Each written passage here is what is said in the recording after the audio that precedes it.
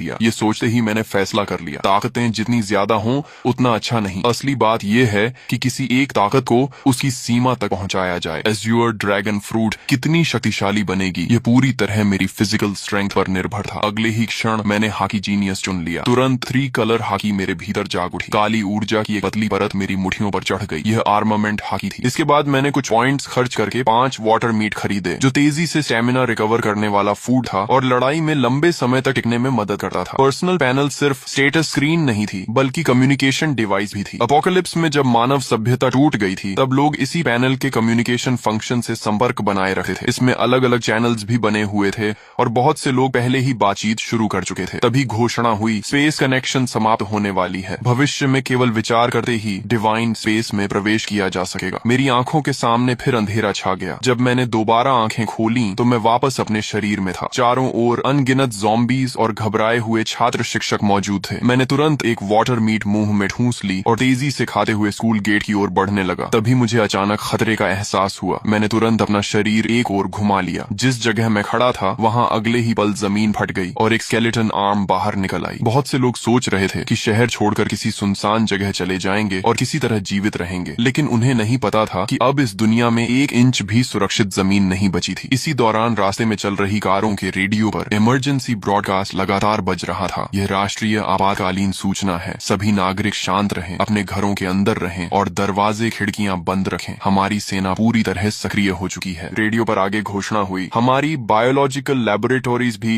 Antidote विकसित करने में लगी हुई हैं। कृपया शांति बनाए रखें और घबराहट में कोई गलत कदम न उठाएं। लेकिन मैं जानता था कि सच्चाई इससे कहीं ज्यादा भयावह है। ज़ॉम्बी वायरस की पहली लहर हवा के जरिए फैलती थी और जिन लोगों की फिजिकल कॉन्स्टिट्यूशन कमजोर होती थी वे सबसे पहले संक्रमित होते थे। इसी वजह से हॉस्पिटल्स और ओल्ड एज होम्स संक्रमण के सबसे बड़े केंद्र बन गए थे। अपोकलिप्स शुरू होने के बाद वायरस का मुख्य संक्रमण तरीका ब्लड ट्रांसमिशन बन जाता था। ऐसी स्थिति में सेना के जवान, जिनकी फिजिकल फिटनेस सबसे अच्छी होती थी, उनके संक्रमित होने की संभावना बहुत कम रहती थी। इसलिए अपोकलिप्स की शुरुआत में मिलिट्री अभी भी कुछ हद तक प्रभावी रहती थी, लेकिन मैं जानता था कि यह ज्यादा समय तक नहीं चलेगा। अगर सेना तेजी से ज़ॉम्बीज को खत्म करना चाहती तो उसे गन्स और अन्य फायर आर्म्स का इस्तेमाल करना पड़ता, लेकिन ऐसा करने पर उन्हें पॉइंट्स नहीं मिलते। पॉइंट्स के बिना वे मजबूत नहीं बन सकते थे। दूसरी तरफ ज़ॉम्बीज लगातार विकसित होते जाते और आखिरकार ऐसे स्तर पर पहुंच जाते जहां सामान्य फायर आर्म्स भी उनके सामने बेअसर हो जाती। जैसे जैसे ज़ॉम्बीज मजबूत होते, सेना कमजोर पड़ती जाती और समाज का पतन तेजी से होने लगा। इसलिए इस अपोकलिप्स में असली उम्मीद सिर्फ एक ही थी, हर इंसान को योद्धा बनना होगा और खुद ज़ॉम्बीज से लड़ना होगा। यह एक ऐसी सर्वाइवल कंपटीशन थी जिसमें केवल योग्य और शक्तिशाली लोग ही आगे बढ़ सकते थे। मेरी कार तेज रफ्तार से सड़क पर दौड़ रही थी। रास्ते में अगर कोई ज़ॉम्बी सामने आ भी जाता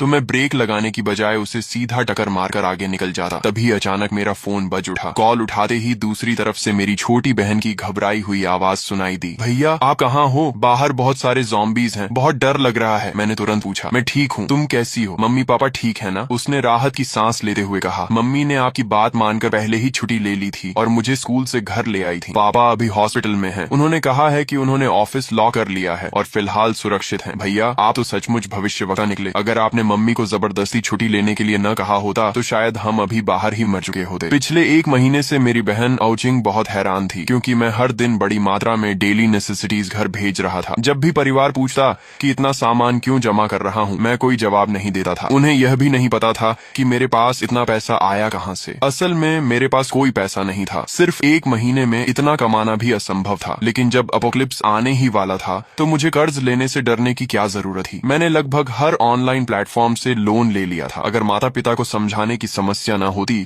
तो शायद मैं घर तक गिरवी रख देता। हालांकि डिवाइन स्पेस के मौजूद होने के कारण बहुत ज्यादा रिसोर्सेज जमा करने की जरूरत भी नहीं थी। यह सामान सिर्फ इमरजेंसी के लिए था। हम बात ही कर रहे थे कि सामने एक लग्जरी कार अचानक रास्ते में कूद पड़े ज़ॉम्बी से बचने की कोशिश में पलट गई। उसी पल एक भयानक चेन कलिजन शुरू हो गई। पीछे आ रही कई गाड़ियां एक दूसरे से टकरा गईं और कुछ ही सेकंड में सड़क पर तबाही मच गई। कई लोग वहीं मारे गए, लेकिन मैं पहले से जानता था कि ऐसा होगा। अब रुकना संभव नहीं था। मैंने तुरंत अपना बैकपैक और बेसबॉल बैट पकड़ा, एज्योर ड्रैगन फॉर्म में बदल गया और कार की छत ओढ़कर सीधे आसमान में उड़ गया। बादलों और धुंध ने मेरे विशाल ड्रैगन बॉडी को ऊपर उठाया और मैं तेजी से आसमान की ओर बढ़ गया। ये चमत्कारी दृश्य देखकर सड़क पर मौजूद सभी लोग स्तब्ध रह गए। पहले से भयानक कार एक्सीडेंट अब और भी ज्यादा अराजक हो गया, लेकिन मुझे नीचे हो रहे रहे हंगामे से कोई मतलब नहीं था। मैं सीधे बादलों के बीच घुस गया और अपने घर की दिशा में उड़ने लगा। बीच बीच में मैं बैकपैक से वाटर मीट निकाल कर खाता ताकि स्टेमिना रिकवर होती रहे। मेरी मौजूदा ताकत इतनी नहीं थी कि मैं लगातार लंबे समय तक उड़ सकूं। आखिरकार जब सारी वाटर मीट खत्म हो गई तो मुझे जमीन पर उतरना पड़ा और मैं वापस ह्यूमन फॉर्म में बदल गया। मैंने आसपास नजर दौड़ाई। फिलहाल वहां कोई ज़ॉम्बी दिखाई नहीं दे रहा था। मैंने तुरंत डिवाइन स्पेस में प्रवेश किया और फिर से 5 वाटर मीट एक्सचेंज कर ली और उन्हें बैकपैक में भर लिया। इस समय मेरे बैकपैक में सिर्फ 5 वाटर मीट और एक थंडर फ्रूट थी। एक वाटर मीट खाने के बाद मैंने दोबारा उड़ान नहीं भरी क्योंकि वाटर मीट स्टेमिना तो रिकवर कर सकती थी, लेकिन अगर लगातार उसी पर निर्भर रहा जाए तो स्टेमिना कंजम्पशन और तेज हो जाती थी। साथ ही मेंटल फटीग को यह बिल्कुल रिकवर नहीं कर सकती थी। मैंने मैप खोला और अपनी स्थिति देखी। मुझे किसी हाईवे तक पहुंचना था और वहां से एक व्हीकल हासिल करनी थी। दिशा तय करने के बाद मैं फिर से एज्योर ड्रैगन में बदल गया। इस बार मैं सिर्फ 10 मिनट तक उड़ा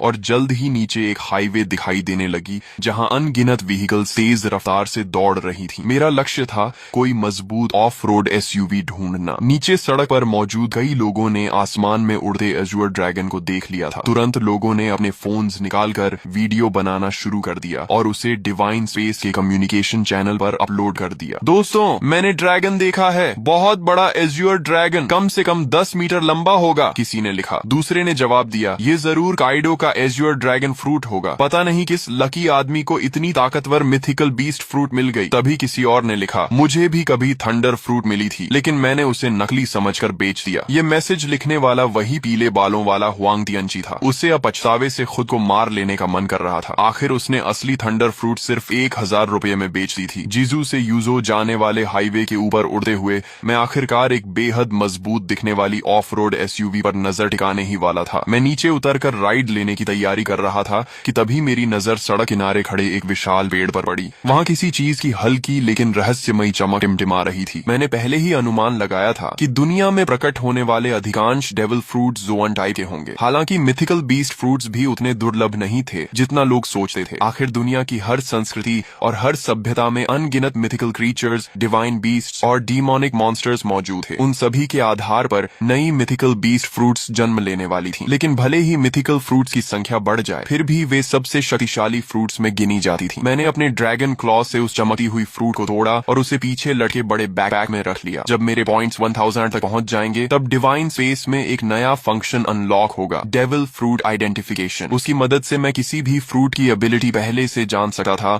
और किसी बेकार फ्रूट को खाने से बच सकता था। हालांकि यह सुविधा बहुत महंगी थी। हर आइडेंटिफिकेशन के लिए पूरे 1000 पॉइंट्स खर्च करने पड़ते थे। मैं दोबारा उस ऑफ रोड एसयूवी का पीछा करने ही वाला था कि अचानक आगे चल रहा एक बड़ा ट्रक बुरी तरह पलट गया। उसी पल उसके अंदर से 3 ज़ॉम्बीज बाहर निकले और आसपास की गाड़ियों पर हमला करने लगे। लेकिन उस समय किसी के पास रुकने का साहस नहीं था। एक ड्राइवर ने एक्सेलरेटर पूरी ताकत से दबाया और सीधे ज़ॉम्बीज के ऊपर गाड़ी चढ़ा दी। फिर वह गाड़ी को दाएं बाएं घुमाकर ज़ॉम्बीज को गिराने की कोशिश करने लगा। उसकी इस हरकत ने तुरंत एक और चेन एक्सीडेंट पैदा कर दिया। मैंने उधर सिर्फ एक नजर डाली और फिर पलटे हुए ट्रक के पास उतर गया। ह्यूमन बीस्ट फॉर्म में बदलकर मैंने ट्रक के किनारे को पकड़ लिया और एज्योर ड्रैगन की विशाल शक्ति का इस्तेमाल करते हुए उसे जबरदस्ती सीधा खड़ा कर दिया। एज्योर ड्रैगन फ्रूट द्वारा दी गई स्ट्रेंथ वास्तव में भयावह थी। इसके बाद मैं ट्रक के अंदर घुसा और खुद उसे चलाने लगा। जब धीरे धीरे मुझे एहसास हुआ कि वे सभी मेरी ट्रक के पीछे पीछे चल रही हैं। मैंने रियर व्यू मिरर में यह दृश्य देखा, लेकिन मुझे इससे कोई फर्क नहीं पड़ा। जब तक वे मेरे काम में रुकावट नहीं डालते, उन्हें मेरे पीछे आने से कोई समस्या नहीं थी। रास्ते भर बार बार एक्सीडेंट्स होते रहे। मैं समय समय पर ट्रक से उतरता, ज़ॉम्बीज को खत्म करता और सड़क साफ करता। तभी एक मोटा और अमीर दिखने वाला मध्यम उम्र का आदमी मुस्कुराते हुए मेरे पास आया और बोला, अगर आप मेरी सुरक्षा करेंगे तो मैं आपको जितना पैसा चाहिए उतना दे सकता हूँ। मैंने उसकी तरफ ठंडी नजर से देखा और कहा, एक कदम और आगे बढ़ाया तो मरोगे। वह आदमी इतना डर गया कि अनजाने में वहीं घुटनों के बल बैठ गया। उस समय मेरी ड्रैगन फॉर्म और उससे निकल रही किंगली ऑरा उसे ऐसे महसूस हो रही थी जैसे उसके सामने कोई सर्वोच्च शासक खड़ा हो। मेरी हल्की सी कॉन्करर्स हाकी ने आसपास खड़े कई लोगों को डर से जड़ कर दिया। फिर भी मौत का डर इंसान से कुछ भी करवा सकता है। एक बेहद खूबसूरत मैच्योर वुमन हिम्मत करके मेरे पास आई। अपोकलिप्स के बीच भी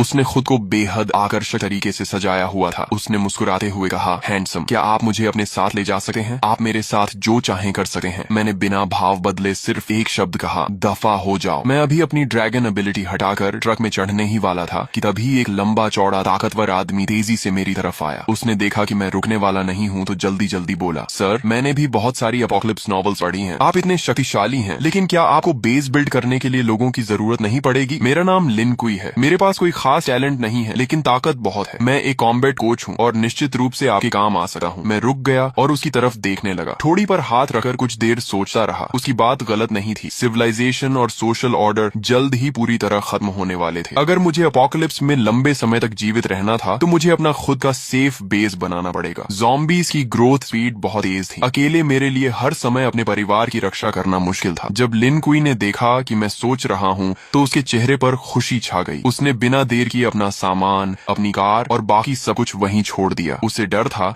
कि अगर उसने एक पल भी देरी की तो मैं उसे छोड़कर चला जाऊंगा। वह इतना सावधान था कि फ्रंट सीट पर बैठने की हिम्मत भी नहीं कर सका। अपनी फिजिकल फिटनेस का इस्तेमाल करते हुए सीधे ट्रक के पीछे वाले कार्गो एरिया में चढ़ गया। लिन कुई की सफलता देखकर बाकी लोगों को भी उम्मीद नजर आने लगी। उन्हें लगा कि मैं पूरी तरह निर्दयी नहीं हूँ। तभी वह अमीर मध्यम उम्र का आदमी फिर कुछ कहने ही वाला था कि मैंने उसे बीच में रोक दिया। अगर मैं लोगों को भर्ती भी करूंगा तो किसी को सिर्फ उसके शब्दों पर नहीं चुनूंगा। शुरुआती चरण में